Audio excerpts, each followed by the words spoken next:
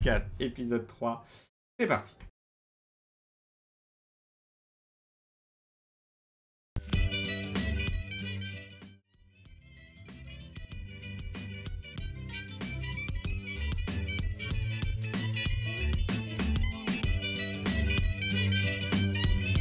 Bonjour et bienvenue dans Pantographe, le podcast, épisode 3. Pour cette troisième circulation exceptionnelle, on est là pour desservir plein de bonnes actualités, puisqu'on parlera de la dégradation des Vélib, on parlera également du contrat du siècle de la SNCB chez nos amis belges. On ira un petit peu dans les actualités du moment qui sont autour de l'ouverture à la concurrence. On ira également côté des résultats financiers, puisque beaucoup de résultats financiers de la RATP, de la SNCF notamment, sont tombés. Et on finira avec un petit pêle-mêle d'actualité. Prenez garde à la fermeture automatique des portes. Installez-vous bien. Attention au départ. Et on commence ce troisième podcast par parler de la dégradation des Vélib, puisque le Parisien a fait un article dessus durant cette quinzaine. Voilà, fraude, dégradation, 3000 Vélib ont disparu à Paris en un mois, titre le Parisien. Donc, l'article commence par l'histoire de Félix, qui est sur une station non loin de la place de la République à la 10e, dans Paris 10e arrondissement. Tout heureux, il y a encore 5 minutes de voir une douzaine de Vélib disponibles à sa station, il déchante. Je les ai tous essayés, dit Félix.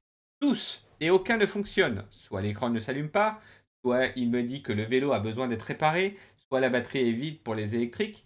Et quand j'arrive enfin à en décrocher un, je me rends compte qu'il déconne. S'énerve cet étudiant en architecture. Et oui, l'article nous dit que en fait, Félix n'est pas le seul en fait à avoir cette grosse galère, puisque l'AGMob, le nouveau nom du syndicat libre Autolib Vélib.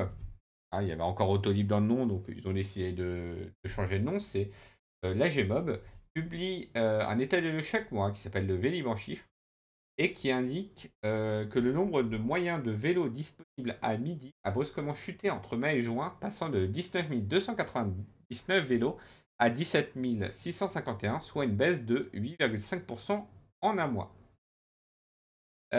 Sylvain Réfaux, président de GMob, nous dit « On a tiré la sonnette d'alarme fin juin, début juillet, parce qu'on a été confronté à une hausse inhabituelle du nombre de vélos abandonnés.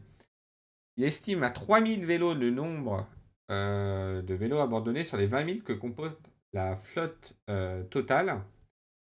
Toujours selon ces chiffres, seul un vélo mécanique sur 4 était considéré comme conforme en mai, contre 35%, qui est énorme comme taux, qui est énorme de taux d'indisponibilité. Pour les VAE, ce taux passe de 32% à 20% entre les 2 mois.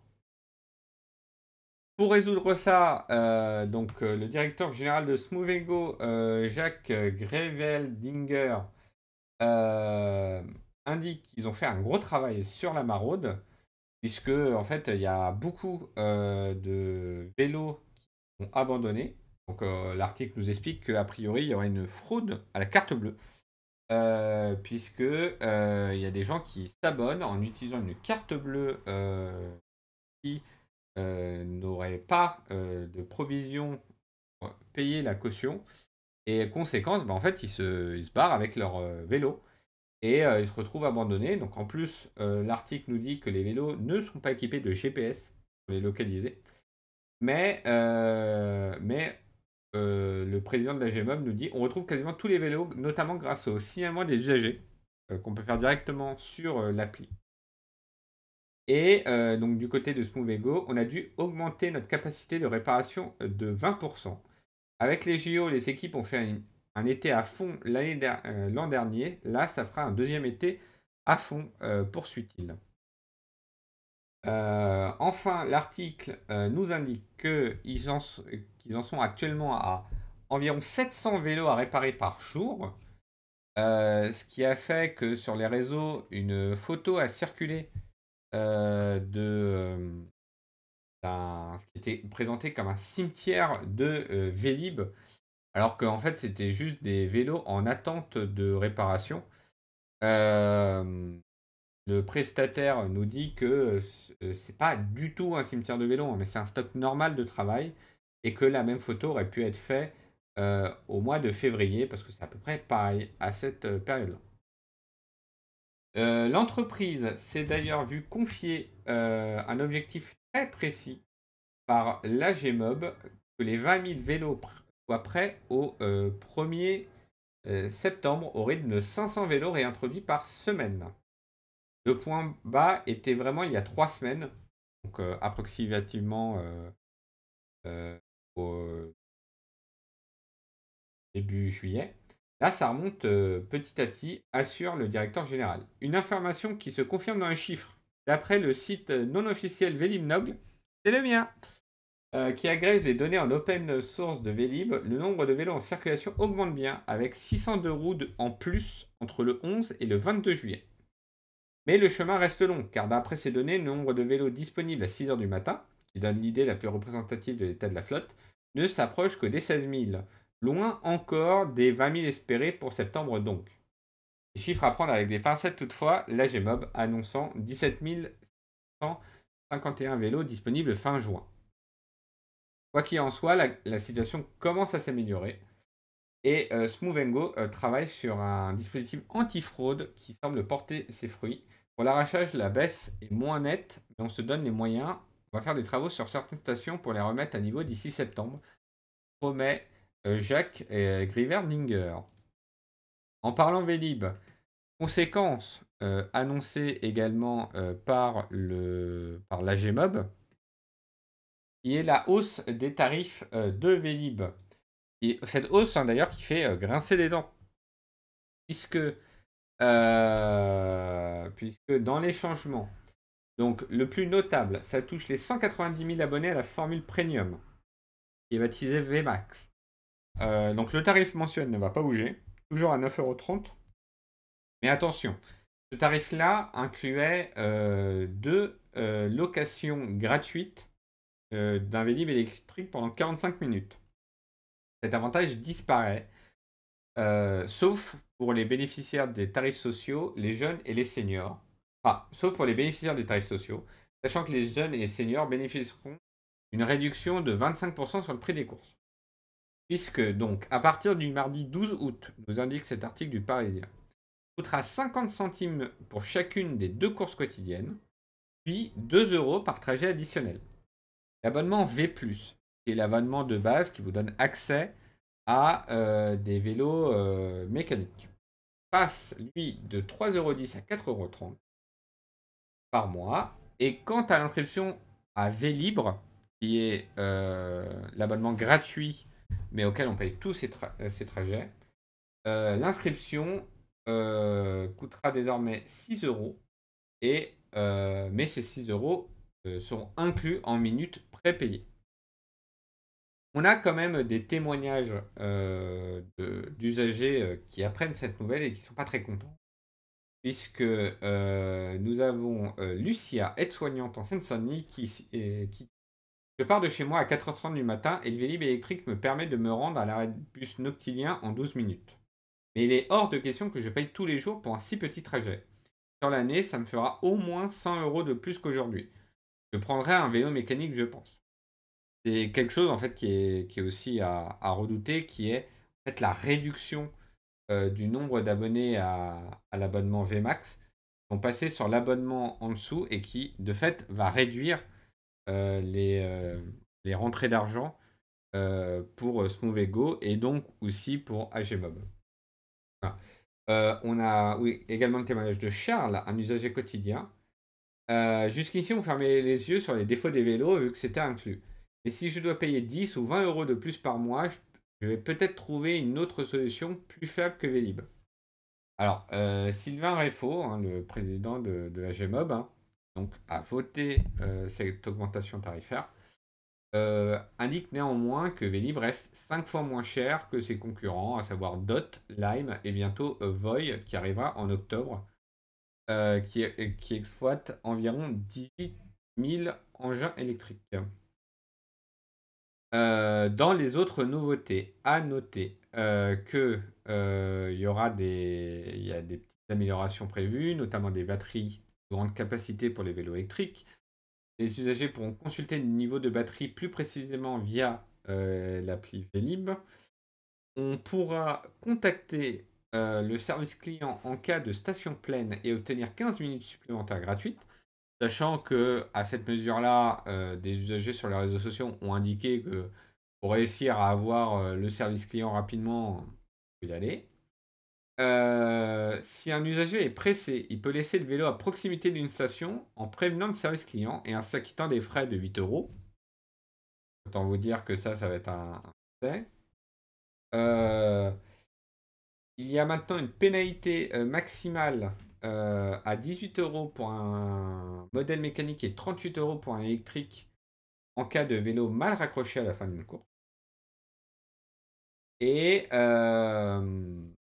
donc tout ça nous indique l'article du Parisien. D'ici à 2027, la GMOB souhaite que le nombre de stations vides ou pleines tombe à 30 maximum dans le Grand Paris au lieu d'une soixantaine aujourd'hui sur un total de 1500.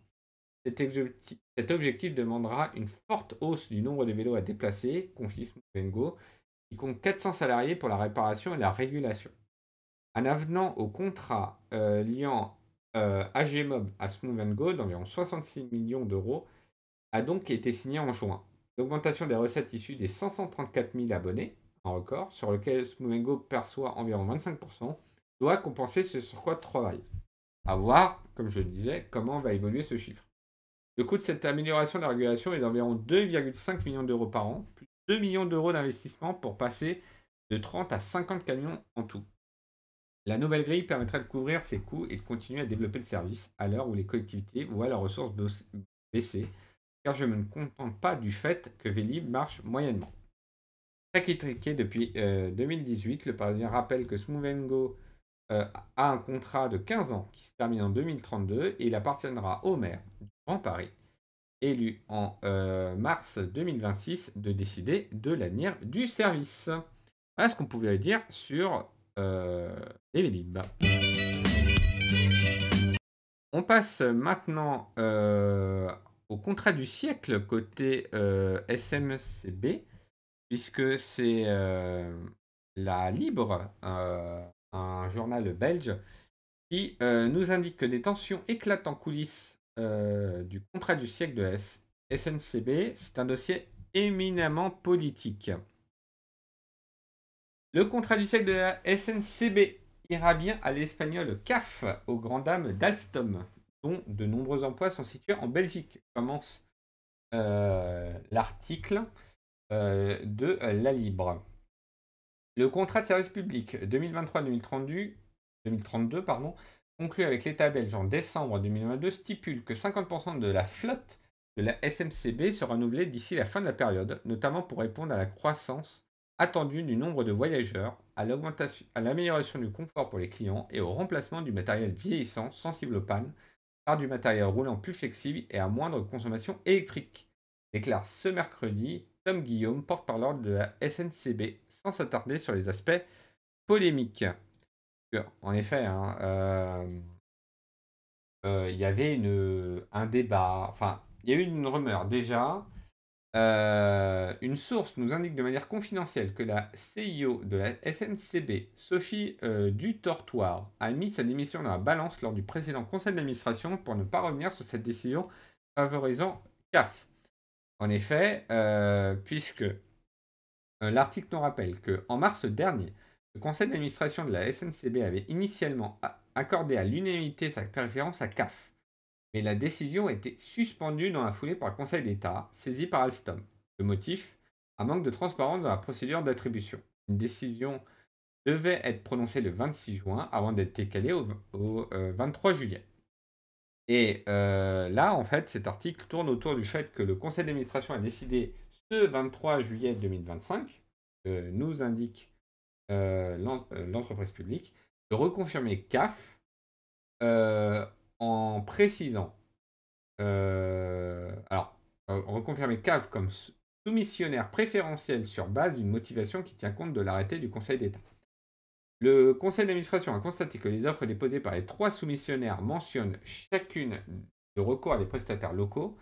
Le conseil l'apprécie et invite le soumissionnaire préférentiel à concrétiser cette piste. Donc, en gros, il y avait débat, puisque il y a quand même la question du site d'Alstom qui se trouve en Belgique. Parce qu'on nous indique que donc, du côté des syndicalistes, le ton était également alarmiste. Ils évoquent un véritable coup de grâce qui pourrait signer la fin du voyage pour au moins 600 voyageurs. Pourquoi? Puisque on nous dit que aujourd'hui, le site est en train de gérer les M7, la rénovation des trains actuels, et que y a un risque pour les 1300 emplois, notamment à Charleroi. Donc là, par exemple, on a une citation du bourgmestre de Charleroi. Bien sûr, la réglementation des marchés publics a ses contraintes qui doivent être respectées, mais il semblerait simplement impensable que le candidat qui va produire ces locomotives en Belgique et qui est le moins cher ne soit pas sélectionné. On n'imaginerait jamais ce genre de situation chez nos voisins, a pour sa part commenté le bourgmestre de Charleroi, Thomas Dermine, alors que la ville dispose d'un site Alstom sur son territoire avec 1300 emplois. Bien que la survie du site de Charleroi n'est pas en jeu, nous précise le bourgmestre. Notons néanmoins que si Alstom affirme que son offre était moins chère de 107 millions d'euros, nous ne pouvons pas confirmer cela pour le moment. Et oui, parce que les offres sont confidentielles.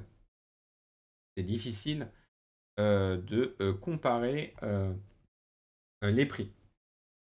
Néanmoins, l'article finit par une citation de Marek Hudon, professeur d'université à la Solvay Brussels School. Les décisions sont politiques, faites par un CA politique. Ce n'est d'ailleurs pas la première fois qu'un choix consensuel d'un CA avec plusieurs partis représentés est récemment remis en question, ce qui pose la question sur des évolutions sociétales et notre fonctionnement démocratique. Par contre, ce débat pointe les incompréhensions de ces types de marchés et sans doute l'intérêt de remettre à l'ordre du jour les critères de ces marchés. Le prix n'est qu'une composante. Il est aussi important d'avoir des éléments de qualité d'offre, etc. La question de l'emploi local est importante, mais n'oublions pas que nous fonctionnons dans un cadre européen et pas uniquement belge. Aurait-on considéré normal que l'Espagne, abritant le prestataire choisi, écarte une entreprise belge dans un même contexte? Se demande-t-il. Beaucoup de débats suite au choix de CAF par la SMCB. On continue du côté de la ligne Bordeaux-Toulouse, qui est une ligne LGV, puisque ici, anciennement France Bleu, nous indique que le tribunal administratif valide le plan de financement de la ligne LGV Bordeaux-Toulouse. Le tribunal administratif de Toulouse rejette ce vendredi 25 juillet les recours présentés par plusieurs élus, contribuables et associations contre le plan de financement destiné à la réalisation du grand projet ferroviaire du Sud-Ouest, adopté le 18 février 2022. Le coût du projet de LGV avait été estimé en 2020 à 14,3 milliards d'euros, donc 40% pris en charge par l'État, 40% par les collectivités locales d'Occitanie et de Nouvelle-Aquitaine et 20% par l'Union européenne. L'article nous indique néanmoins que plusieurs associations écologistes, parmi les Amis de la Terre, avaient contesté le plan de financement de ces chantiers et avaient déposé des recours demandant l'annulation du plan. De ce côté, le tribunal a jugé que ce plan de financement qui a un caractère évaluatif ne constitue pas un contrat entre les personnes morales ou publiques qui seront associées au financement de la société, mais préfigure leur accord.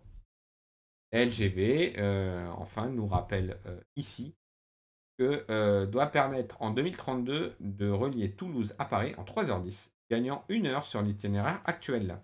Un embranchement doit rallier Dax à Bordeaux en 20 minutes de moins et un jour permettre des liaisons directes avec l'Espagne. En tout cas, là, on voit bien qu'on est sur l'agrandissement du réseau ferroviaire à grande vitesse. Galère en vue à Bagneux. Alors, j'ai choisi cet article du Parisien qui nous dit ça va être la galère. La tension monte déjà à Bagneux avant la suppression d'une ligne de bus en janvier. Dès le 1er janvier 2026, la ligne de bus 388 qui relie la Porte d'Orléans au RER de Bourg-la-Reine en passant par le centre de Bagneux dans les Hauts-de-Seine sera supprimée. Alors, pourquoi j'ai choisi cet article parce qu'en fait, il est intéressant, notamment de par la réaction des usagers. Alors, voyons ça ensemble. L'article commence par raconter ce qu'a vécu Jules Frécon, le journaliste du Parisien qui a écrit l'article. Assis au fond du bus, Yacine Fares observe par la fenêtre. Il ne le sait pas encore, mais à partir du 1er janvier 2026, le bus qu'il prend tous les jours pour aller au travail sera supprimé. Quand il l'apprend, il est stupéfait. Un autre passager qui entend la nouvelle, quelques sièges plus loin, l'est également. Ah bon? Mais je le prends une fois par semaine pour aller chez le médecin. Donc, voilà. C'est une ligne de bus, tout ce qu'il y a de plus classique.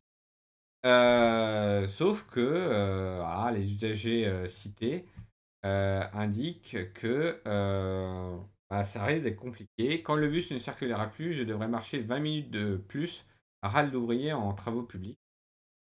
Donc là, c'est une citation de Yacine qui indique qu'il est également préoccupé par les conséquences de cette modification de la carte des transports pour les personnes âgées. Il y en a beaucoup dans ce bus, ça va être la galère. Qu'ont fait les usagers? L'article se poursuit en indiquant que l'annonce faite en juin dans le journal municipal a fait réagir les habitants de Bagneux, les plus concernés par la suppression de la ligne 388 qui dessert 11 arrêts dans la ville. Certains usagers se sont rassemblés au sein du collectif Défendons nos bus à Bagneux. Xavier Dubois en est un des membres actifs et a lancé une pétition qui a recueilli 400 signatures. Avec la suppression de la 388, il n'y a plus de bus entre le centre-ville et horaire de Bourg-la-Reine. Donc, ce qui est pas mal, c'est que les usagers ont décidé de faire un collectif pour justement dénoncer ça. On lançait des pétitions. Pour quel résultat? Ils enregistrent malgré tout une petite victoire. En plus de la suppression d'une ligne, seconde, la 162 devrait voir son tracé modifié. La conséquence aura été la fin de la liaison entre le centre-ville, le marché et le centre de santé. Quelques jours après avoir pris contact avec des élus et lancé la pétition, le changement a été annulé. Que dit-on du côté d'IDFM? Donc l'autorité organisatrice affirme adapter régulièrement les lignes de bus en fonction des usages et en articulation avec les autres modes de transport, notamment ferrés. Une nouvelle liaison, la ligne 288, naîtra de la fusion des lignes 388 et 188, d'ici le premier trimestre 2026. Alors déjà, on peut noter que ça met un peu de temps. On aurait pu espérer que tout soit coordonné, mais non. Cette modification a pour objectif d'anticiper la hausse de la fréquentation à Bagneux-Lucie-Aubrac, prolongement entré dans les habitudes et d'assurer une bonne correspondance avec la ligne 15 Sud, selon IDFM, qui précise avoir mené ces changements en lien avec la ville. La ligne 288, qui reliera la Porte d'Orléans au terminus de la ligne 4, préservera les liens entre ces stations et Port-Galant, les Blagies et le centre-ville, comme la ligne 188 aujourd'hui. Elle reliera également le T6, comme le fait la 388. Mais il n'y aura plus de liaison entre le centre-ville de Bagneux et le RER de Bourg-la-Reine, ce nouvel axe ne passant pas par la gare. Et oui. Donc, il y a quand même le collectif. Il n'exclut pas de poursuivre en collant des affiches dans Bagneux ou en faisant signer la pétition à des arrêts de bus. Comme quoi, il faut être motivé pour avoir pour avoir des choses qui changent. Après, là, on voit que c'est un changement d'habitude. La question est, est-ce que ce changement d'habitude permet de... que c'est un changement d'habitude et un changement de report vers le mode ferré le plus proche. La question, est-ce que ce changement d'habitude va permettre de compenser ce qui est modifié ou pas? Réponse à venir dans les prochains mois. On va tout de suite maintenant du côté des Échos qui nous indiquent que les Agnelli cèdent Iveco, le fabricant de bus et de camions qui passe sous pavillon indien. Puisque l'article nous apprend que Iveco Group, l'un des pans historiques de l'ancien empire Fiat, va passer sous pavillon indien avec des camions, des bus et des moteurs d'hiver, tandis que seule la petite activité de véhicules de défense restera italienne. Dans le détail, cette transaction éventée depuis plusieurs jours sera effectuée sur la base d'une valeur d'entreprise d'1,7 milliard d'euros. Le groupe français KNDS était, semble-t-il, intéressé. Mais IDV ne représente au total que 6% du chiffre d'affaires global d'Iveco Group, contrôlé en direct par Exor, le groupe d'investissement de la famille Agnelli. Dans un communiqué séparé publié peu après, l'industriel basé à Turin confirme que la plus grande partie du démantèlement va revenir au groupe indien Tata Motors, déjà propriétaire de Jaguar Land Rover dans l'automobile depuis 2008. Donc le groupe indien mettra pour cela environ 3,8 milliards d'euros sur la table pour s'offrir l'un des producteurs européens de poids lourds et d'autobus.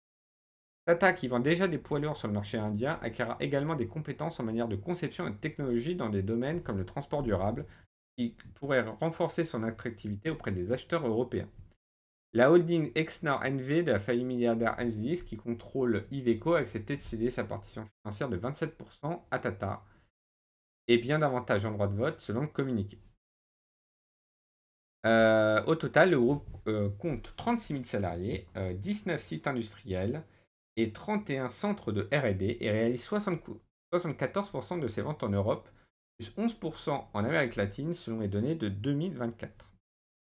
En France, le cœur du système est sa grande usine de bus Dannonay en Ardèche, ex-Irisbus, qui était alors filiale commune avec Renault véhicules industriels, et les sites Eliès Bus de Rothey dans les Deux-Sèvres, ainsi que les moteurs et transmissions diverses réalisés à Bourbon-Lancy en Saône-et-Loire.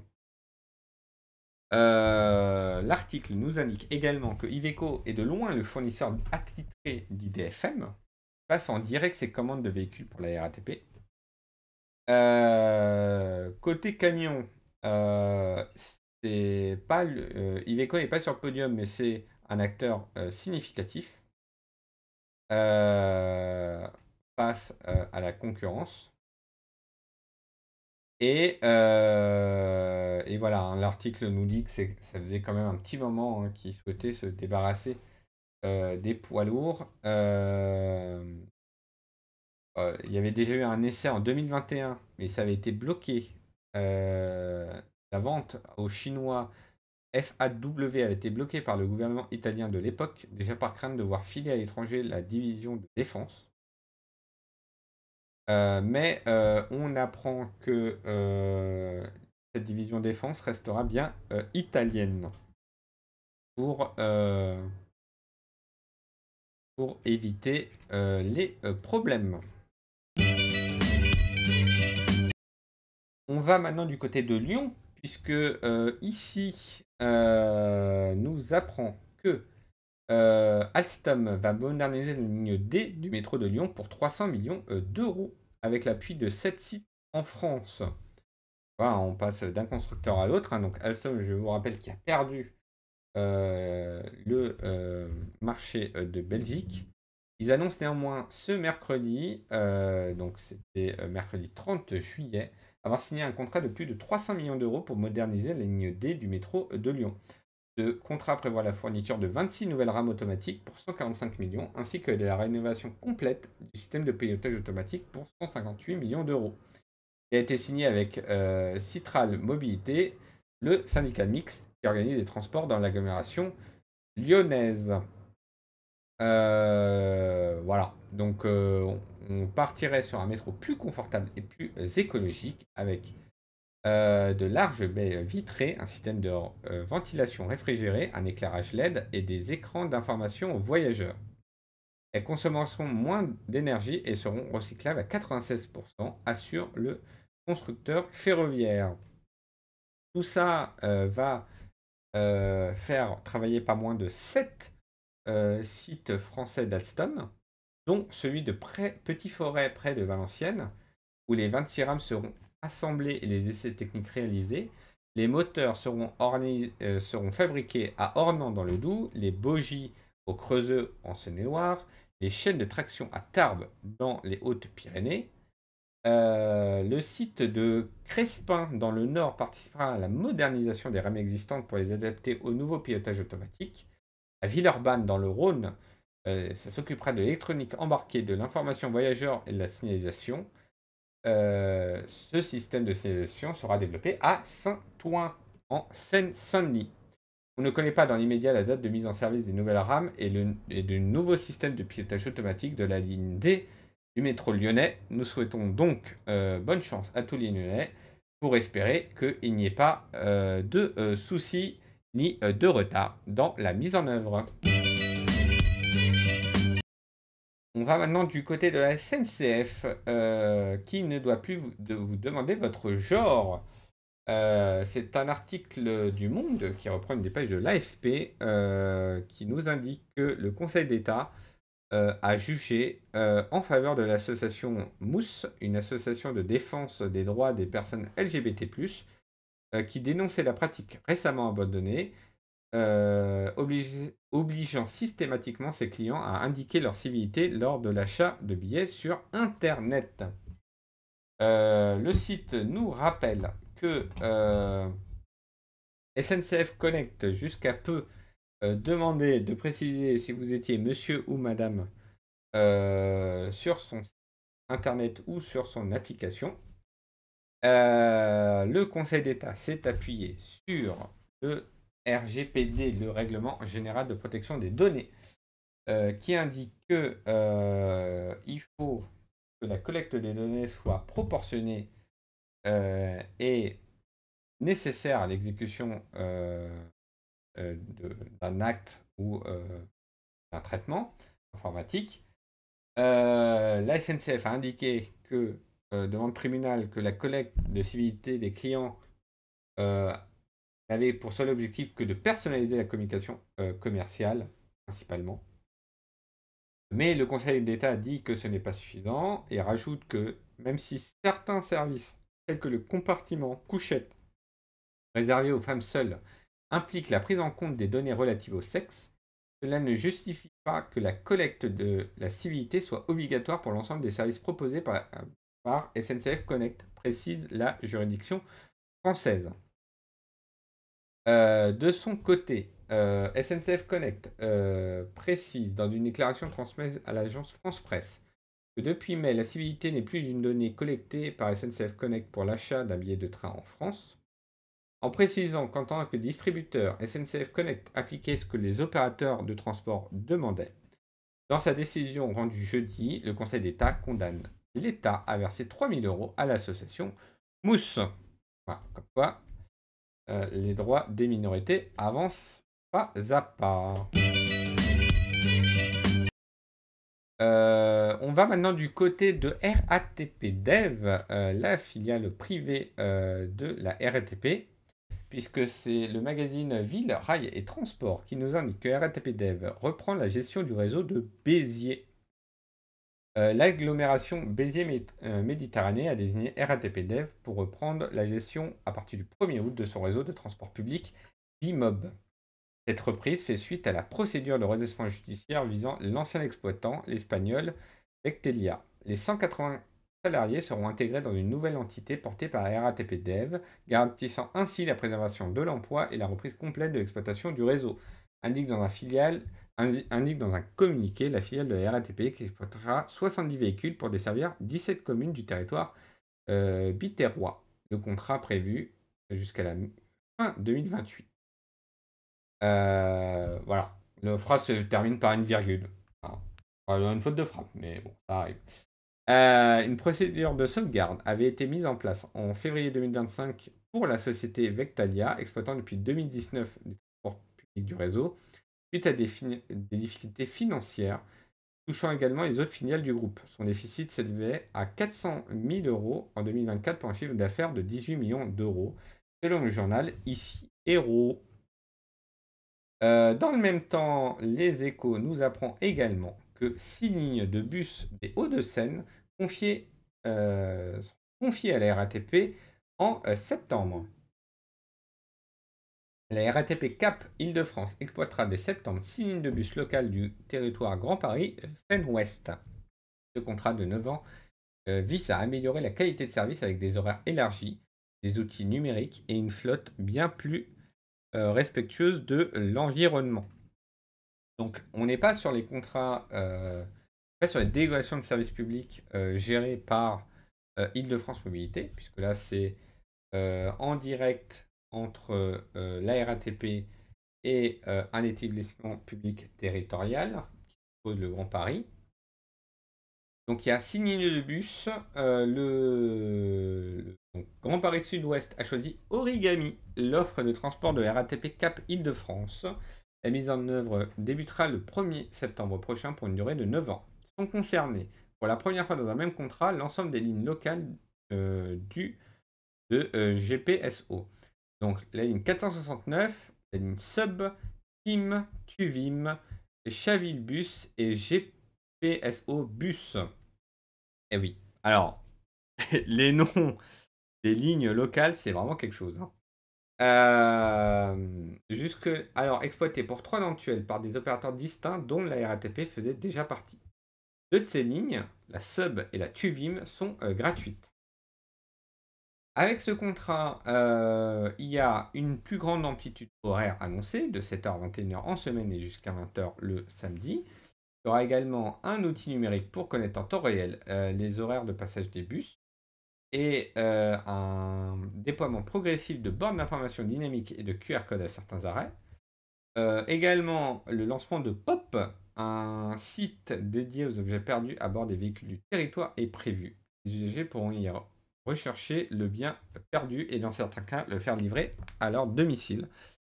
C'est dommage qu'on n'ait pas une solution à l'échelle de la région pour les objets perdus. En tout cas, ça permettra également le verdissement de la flotte de bus, puisque à terme, ce sont plus de 90% des émissions de gaz à effet de serre qui seront évitées chaque année par rapport à aujourd'hui, souligne Pierre-Christophe Baguet, président de Grand Paris Sud-Ouest et maire de Boulogne-en-Cours. Enfin, c'est un investissement significatif pour le territoire, puisque une année d'exploitation auto hors coût d'acquisition revient à 6,5 millions d'euros de Grand Paris Sud-Ouest. L'acquisition de véhicules neufs représente à elle un budget d'environ 11 millions d'euros. On reste du côté de la RATP, puisque le dépêche AFP repris ici par TV5 Monde nous indique que la RATP revient dans le vert pour le premier semestre avec un bénéfice de 153 millions d'euros au premier semestre. Le groupe de transport public a augmenté de 13% sur un an son chiffre d'affaires à 3,9 milliards d'euros avec l'effet des prolongements de lignes comme les lignes 11 et 14 du métro et la mise en service de contrats majeurs Lyon, Caen ou Riyad en Arabie Saoudite. Nous avons franchi avec succès des jalons majeurs au cours des derniers mois qui permettent au groupe RATP de se projeter avec confiance dans l'avenir. C'est félicité dans un communiqué Jean Castex, l'ex-premier ministre arrivé fin 2022 à la tête de la RATP. Alors, on va compléter cette dépêche AFP avec un article du Monde titré lui aussi que la RATP renoue avec les bénéfices au premier semestre 2025. L'article du Monde commence en indiquant que Ce sont les comptes en nette amélioration que laissera le patron de la RATP, Jean Castex, s'il part à la rentrée de la régie parisienne pour prendre la tête de la SNCF. Oui, parce qu'il y a cette information qui circule, on n'a toujours pas de confirmation, mais les rumeurs vont bon train et laissent penser que, a priori, Jean Castex a été choisi par le gouvernement pour prendre la tête de la SNCF. Donc le résultat opérationnel est en hausse à 224 millions d'euros contre 51 millions d'euros au premier semestre 2024. Le fait notable est surtout le retour dans le positif du résultat net du groupe, après avoir subi des pertes de 129 millions d'euros et 54 millions d'euros sur les mêmes périodes de 2023 et 2024. Ces bons chiffres s'expliquent par des succès commerciaux de la RATP via ses filiales qui opèrent loin de la région parisienne et par la renégociation du contrat qui lie la région Île-de-France, le cœur historique de l'entreprise, l'établissement public industriel et commercial. En effet, donc, après des mois d'âpres négociations, la RATP et Île-de-France Mobilité ont conclu mi-juillet un accord qui prévoit une meilleure rémunération du premier par le second en échange d'un engagement d'une meilleure productivité. Ce contrat est rétroactif. Le précédent avait échu le 31 décembre 2024 et la règle est de prolonger ce contrat-là tant que le nouveau n'est pas signé. La RATP a également pu profiter de la détente des prix de l'électricité, une baisse des coûts estimée à 20 millions d'euros au premier semestre 2025 ou encore de la baisse de l'absentéisme. Du côté des filiales de droit privé, qui pèsent maintenant 31% dans le chiffre d'affaires du groupe, on peut noter donc la cession dans des bonnes conditions des bus londoniens qui tombaient les comptes. La RATP a également a commencé à exploiter donc, des réseaux emblématiques comme le métro de Riyad ou celui de Lyon qu'elle a gagné aux dépens de Keolis, filiale de la SNCF, on en parlera tout à l'heure. Mais même si cette filiale à Lyon n'est pas à l'équilibre, mais Monsieur Leclerc, qui est, si je ne dis pas de bêtises, le président de RATP Dev, je n'ai pas trouvé l'info. Non, je n'ai pas l'info. Ah non, c'est peut-être pas. Bon, on n'a pas l'info de qui est ce monsieur. Mais en fait, lui pense à croire que l'équilibre sera atteint tout bientôt. À noter aussi que l'article nous dit que mécaniquement, la part des filiales va continuer à augmenter avec l'ouverture à la concurrence dans la région capitale. À partir de novembre, au moment où les premiers contrats de délégation de service public des bus seront effectifs, l'activité sera transférée de l'EPIC vers des maisons vers des concurrents pour les 4 lots sur 10 où la RATP a perdu des contrats. Enfin, la dette n'a cru que de 30 millions d'euros sur cette période. Elle atteint 6,285 milliards d'euros. Toutefois, explique la RATP, ceci est dû à un besoin saisonnier de fonds de roulement qui devra être compensé au second semestre afin de réduire l'endettement de l'entreprise qui avait fortement augmenté lors de l'après-pandémie du Covid-19. C'est dans le vert, mais il y a quand même beaucoup à éponger.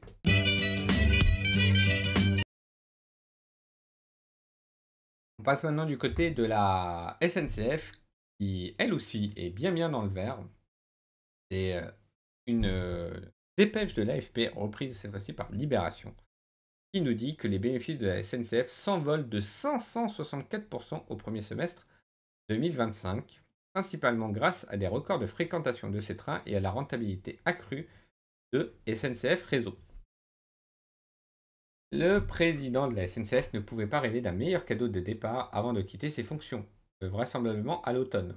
Sa dernière présentation des résultats financiers, Jean-Pierre Farandou a annoncé jeudi 24 juillet des bénéfices exceptionnels pour le groupe ferroviaire au premier semestre 2025.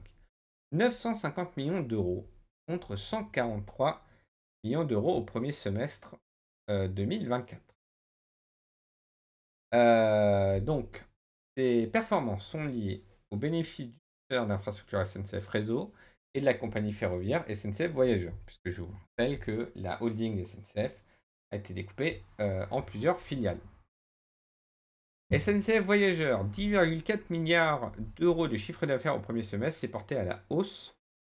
Est porté par la hausse globale du trafic sur les rails avec des trains de plus en plus remplis. La fréquentation de TGV, avec plus de 81,2 millions de passagers transportés, a progressé d'1,7%, de TER de 3,9%, même si, nous indique l'article, la perte du service Marseille-Nice depuis fin juin pourrait légèrement affecter le reste de l'année.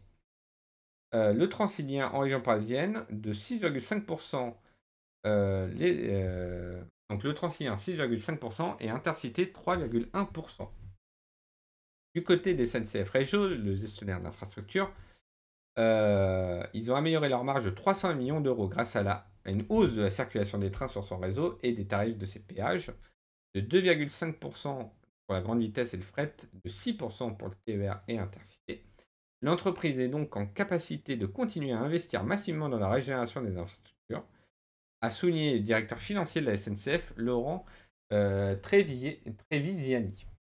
C'est principalement le recul du chiffre d'affaires du groupe de transport public Keolis, notamment en raison de la perte du contrat d'exploitation du réseau de tramway de Melbourne en Australie, qui explique la faible progression du chiffre d'affaires de l'ensemble du groupe SNCF, porté au premier semestre 2025 à 21,5 milliards d'euros.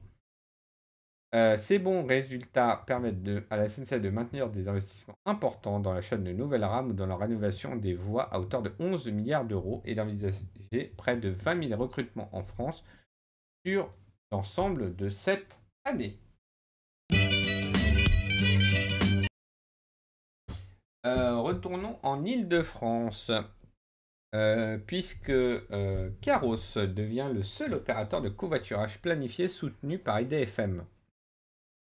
On a appris le 10 juillet que IDFM avait approuvé le choix de Caros, qui est désormais le seul opérateur de covoiturage planifié. Souligne dans un communiqué l'autorité organisatrice des transports franciliens, qui souhaite ainsi unifier et simplifier l'offre de sa région. Que pour rappel, nous indique cet article de Ville, Rail et Transport.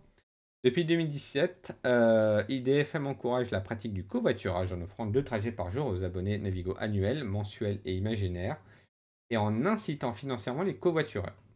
Plus de 2,8 millions de trajets ont été ainsi subventionnés l'année dernière, soit 800 000 de plus qu'en 2023. 80% des trajets subventionnés l'ont été en grande couronne, montrant l'intérêt de ce mode de déplacement dans les zones moins denses. Donc Caros, futur titulaire du marché pour une durée de 2 ans, devra fournir et gérer une application intégrée à l'écosystème francilien, assurer le versement des incitations financières ou encore mettre en place un contrôle antifraude. Durée d'exploitation pourra être prolongée de 2 ans supplémentaires. Et pour en finir avec le covoiturage, depuis le 10 juin, nous indique l'article, IDFM a également lancé sa première ligne de covoiturage fixe sur le plateau de Saclay, et 2 prochaines lignes seront déployées sur ce secteur à partir du mois de février 2025, sachant que ça, ce n'est pas géré par Caros, c'est géré par une autre entreprise. On poursuit avec un entretien du patron de l'ART, c'est dans les colonnes du Monde. Thierry Guimbaud a donné un entretien au journal en indiquant, enfin en citation même dans le titre, sur la concurrence, le ferroviaire va arriver à un point de bascule. Alors, je vous invite à lire cet échange en entier sur le site du Monde. Néanmoins, pour le résumer, il permet de comprendre quel est le rôle de l'ART. Hein. Son rôle n'est pas de gérer le monopole, enfin, c'est justement au contraire de gérer le monopole du gestionnaire de l'infrastructure de SNCF Réseau, mais pas celui de l'entreprise de transport SNCF Voyageurs, puisqu'il n'y a plus de monopole. Donc leur rôle, c'est de s'assurer que les péages ont un prix conforme. Donc elle doit donner un avis sur ces péages, mais doit également gérer, enfin, s'assurer que le gestionnaire est lié à la performance En fait, comme il n'y a pas de marché d'infrastructure, il y a un risque de rente ou d'inefficacité économique de l'entreprise en monopole.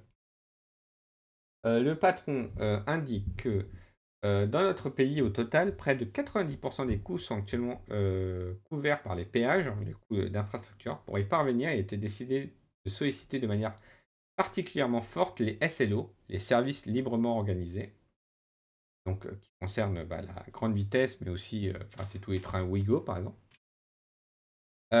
qui couvriront 125% des coûts qu'ils génèrent en fin de cycle tarifaire 2024-2026. La contribution des SLO au péage atteint ses limites, car ce mécanisme a un effet direct sur la chérité des billets, nous indique le journal. C'est un point de vigilance sur lequel on a attiré l'attention de l'État et de SNCF Réseau, dit le patron de la RT. Il faut être très prudent sur les évolutions de ces péages pour la période 2027-2029. Il fait un point sur la concurrence en indiquant qu'actuellement, seulement 1% des trains en circulation sont des trains non SNCF, mais il indique avoir reçu plus d'une cinquantaine de déclarations d'intention avec des profils, des maturités et des projets très divers. La dynamique est là et il estime que dans les 5 à 10 prochaines années, on arrivera à un point de bascule, tout en indiquant que la SNCF, et pour lui c'est évident, restera largement majoritaire. Et que en fait tout va se jouer sur SNCF Réseau, qui aura un rôle encore plus central à jouer à l'avenir sur le réseau.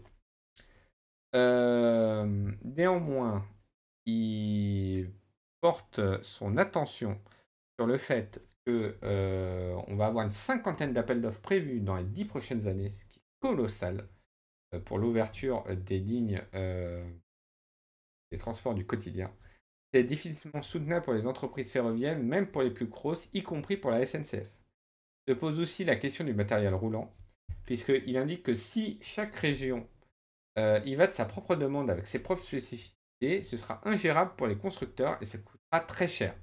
En fait, on risque de perdre les avantages qu'on avait par le passé, où en fait la SNCF commandait des trains TER pour toute la France, et en fait c'était les mêmes trains TER partout, et ça permettait de faire des commandes de groupe. Le risque, c'est que les autorités organisatrices ne profitent pas de l'émulation, de l'innovation sur les coûts et de la qualité de service qui permettent une mise en concurrence. Ce serait en quelque sorte une mise en concurrence en trompe-l'œil. Enfin, il finit l'entretien en revenant sur le coup de gueule qui a été porté par la SNCF sur la desserte des gares TGV les moins rentables. Et il dit qu'il ne faut pas opposer concurrence des SLO et aménagement du territoire. Puisque il indique que en fait même la SNCF a fait pareil, puisque depuis 2015 on assiste à un phénomène d'optimisation aux dépens des petites gares qui ont perdu 19% de leur desserte, et il remet également au centre de la table SNCF Réseau qui pourrait avoir un rôle d'intégrateur, en indiquant qu'en Espagne le régulateur a décidé de baisser de 27% le prix des péages pour des liaisons intersecteurs qui ne passeraient pas par la capitale. Précise néanmoins que pas que c'est ce qu'il faut faire en France, en tout cas dans ces proportions. Les situations sont différentes, mais c'est quelque chose qu'on est en train de regarder de près. Enfin, il dit que son rôle, c'est pas de dire où les trains doivent s'arrêter, c'est d'éclairer le débat avec des données fiables et indépendantes et de veiller à ce qu'il y ait le moins possible de freins au développement de l'offre de transport collectif, mais que c'est pas forcément dans l'intérêt économique collectif d'assurer toutes les dessertes par de la grande vitesse, surtout lorsque le matériel roulant est rare. Voilà, donc cet entretien de Thierry Imbo est à retrouver dans Le Monde. On passe à un tout autre sujet en indiquant la disparition de Jean-Claude Degan, infatigable défenseur des transports publics. C'est Ville, Rail et Transport qui nous indique que l'association Objectif RER Métropolitain a annoncé ce matin, c'est le 1er août, le décès de son fondateur et porte-parole Jean-Claude Degand, survenu le 30 juillet à Kiev, en Ukraine. On apprend que, en effet, sur son compte LinkedIn, que depuis mai 2022, il était également président d'Artistes pour l'Ukraine. Donc, Villeray Transport fait un rappel de tout ce qu'il a fait durant sa carrière. Et donc cet ingénieur civil des ponts et chaussées âgé de 69 ans est un passionné. Donc il a commencé comme chercheur, notamment sur l'impact des politiques du stationnement. Il a rejoint le ministère des Transports. Et après, il est ensuite parti à la SNCF avant de créer plusieurs entreprises. Et dernièrement, il a lancé fin 2019 l'association Objectif RER Métropolitain pour doter au minimum d'une dizaine d'agglomérations le RER. Et c'est notamment lui qui a pas mal œuvré également pour avoir la mise en place des cernes, et il accompagnait également la agglomérations et les régions à mettre en place ces cernes-là. Voilà, l'article finit en l'association Objectif RER Métropolitain lui rend hommage en saluant le parcours de ce travailleur acharné, toujours en mouvement, exigeant pour lui-même comme pour les autres pour faire avancer les causes qu'il défendait. VRT présente ses sincères condoléances à sa famille, ses amis et ses collègues. Et je me joins également à eux, puisque moi j'avais personnellement eu l'occasion de rencontrer ce monsieur durant l'inauguration du T10. Et c'était quelqu'un de fort passionnant. On passe maintenant du côté de la RATP, puisque France Info nous propose une vidéo sur ses réseaux concernant une session d'enregistrement des voix des annonces. Donc je vous invite à aller voir sur les réseaux de France Info les coulisses de l'enregistrement des voix du métro, puisque ce reportage suit Pauline et Pedro, deux employés de la RATP, qui ont enregistré pour Pauline des annonces sonores pour les nouvelles rames qui vont arriver sur le métro, et pour Pedro des annonces en espagnol.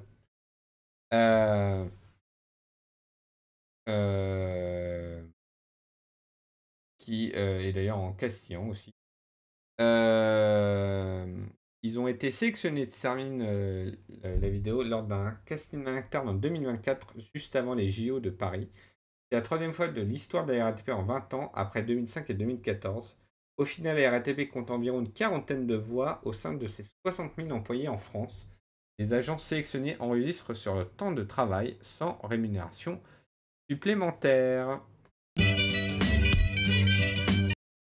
On va maintenant du côté de France 3 Grand Est, ou d'ici Grand Est, pour cet article sur Quentin Daldégan, qui est un passionné de train et qui, à 17 ans, il redonne vie à une ancienne ligne ferroviaire. Les gens ont pris conscience de l'intérêt de la sauver.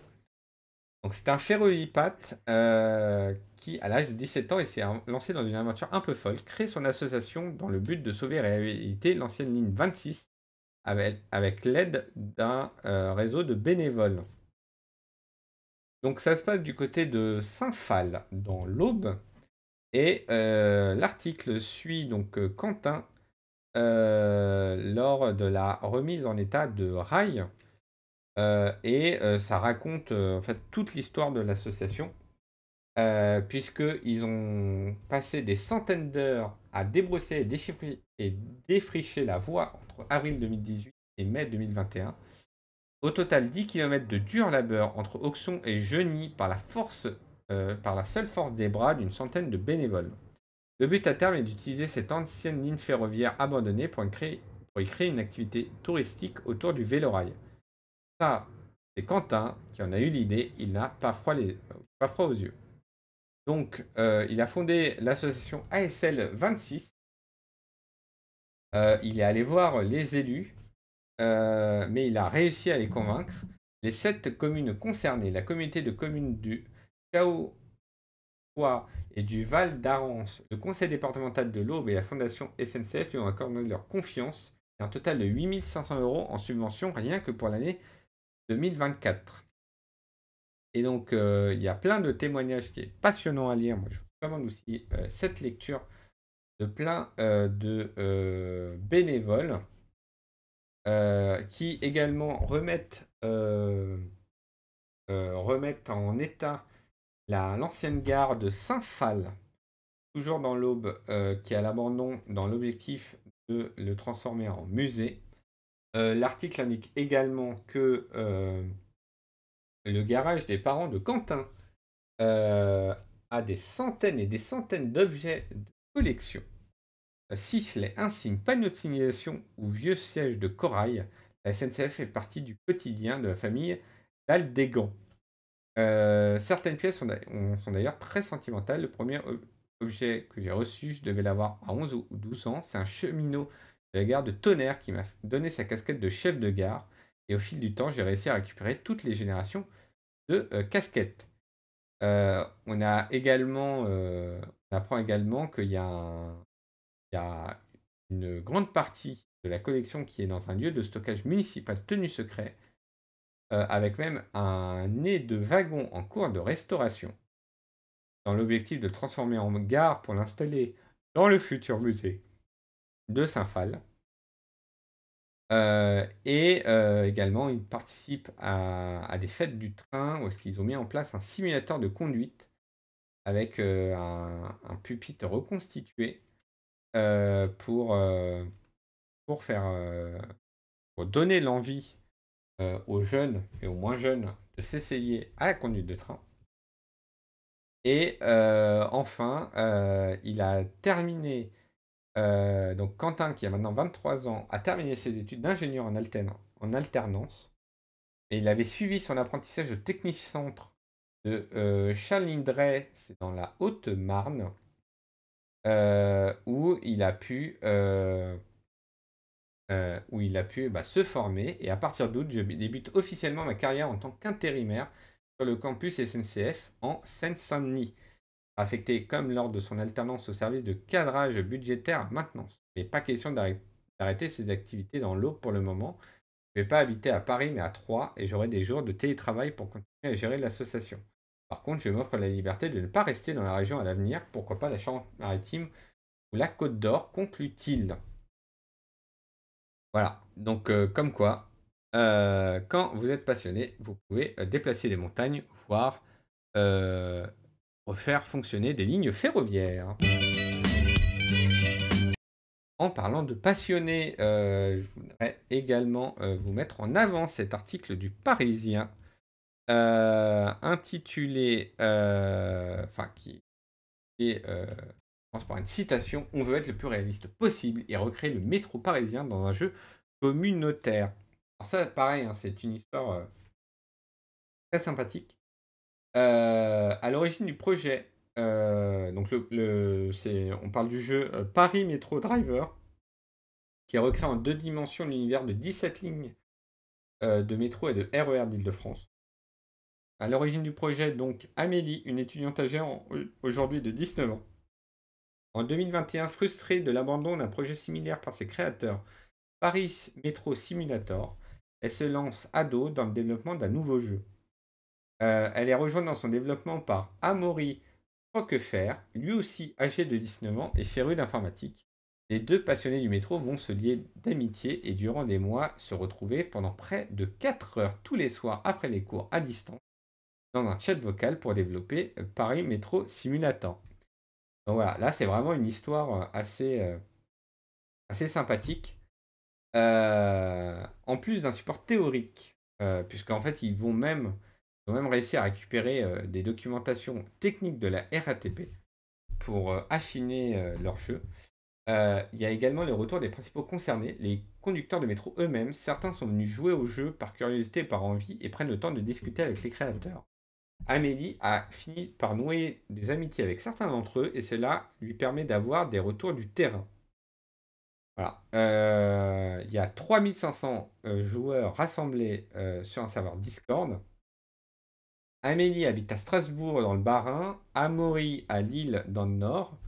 Et du coup, pour préciser et améliorer le jeu, ils lancent régulièrement des appels à leur communauté. Par exemple, nous recherchons des images d'une RAM de MP05 en livret IDFM. Et la communauté répond, par exemple, j'ai une image vue de profil pour la MP14CC, comment vous la faire parvenir? Voire même, elle cite également que une maman les a contactés car son fils n'arrivait pas à se connecter. Alors, à ce moment-là, on a compris qu'il n'y avait pas que la communauté que l'on voit sur Discord et ça nous a donné l'envie d'avancer. Donc c'est assez rigolo. Et pour l'avenir, ils pensent à un mode multijoueur. L'objectif n'est pas d'avoir des revenus. Ils réfléchissent à ajouter des extensions payantes mais pas chères ou des sortes de boîtes à dons. La philosophie du jeu veut que PMD reste gratuit. Enfin, ils préfèrent pas s'avancer trop sur une éventuelle date de sortie car lors de la dernière mise à jour, le serveur d'hébergement est tombé en panne après l'afflux inattendu d'environ 15 000 personnes en une soirée. Bien trop pour leur petit serveur qui n'en finit plus de grandir. Près de 3000 parties sont lancées chaque jour.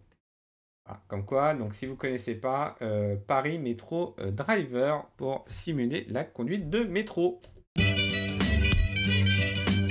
Enfin, on va du côté de l'Écosse pour la dernière desserte de cet épisode de Pantographe. La BBC nous apprend qu'un homme a pris un agneau dans le train. Alors c'est vraiment une histoire très, très rigolote et j'ai voulu la mettre dans le podcast. Donc en fait c'est quelqu'un qui a pris un agneau et qui a pris le train avec. Donc en fait il a vu que Scott Rail, donc l'opérateur de transport, a déclaré que rien ne stipulait que les moutons et agneaux n'étaient pas autorisés dans les trains et que l'animal respectait ces règles selon lesquelles les animaux de compagnie devraient être tenus en laisse.